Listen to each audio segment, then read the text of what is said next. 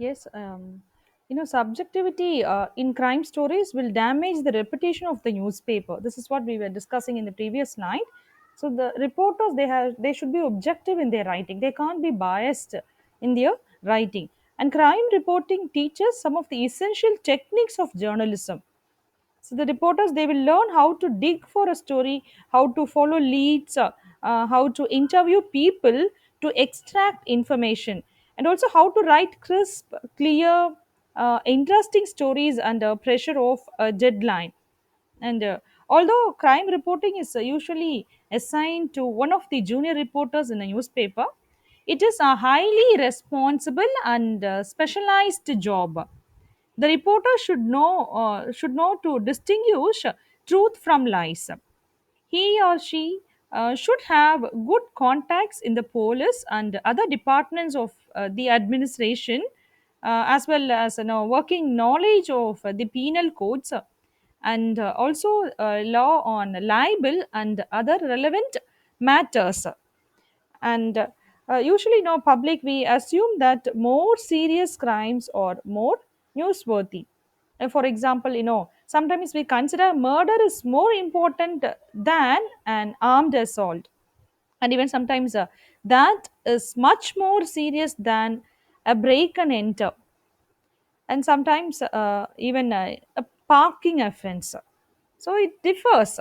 There is no more newsworthy crime, crime story or crime in today's society. It differs from society to society, or from culture to culture, and time to time. And in terms of money, the bigger the amount stolen, the more important the crime would be. Understand?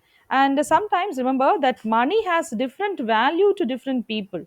And the theft of a small amount will be more newsworthy when it is taken from a poor woman, a widow, and then when it is stolen from a rich businessman. You know what? The recent crime, I need not mention the name. So today's, the popular news, you'll be knowing. I'm not going to mention the name. And such, those unusual crimes are generally more newsworthy. And a break and enter at a government office may be more newsworthy than a break in at a home. So but a burglary at a farm may be more newsworthy, even entering into a government office. So it differs.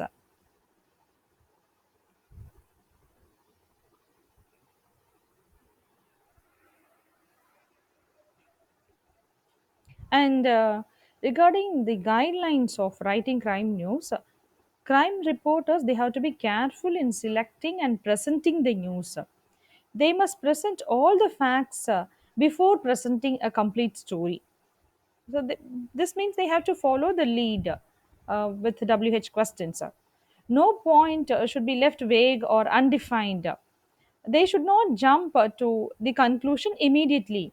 They should not take anything for granted, and they should not exaggerate the facts also. So these are the guidelines, important guidelines they have to follow in their writing. And the police and the press should cooperate and coordinate to present the crime stories objectively. So that is this is a very important point.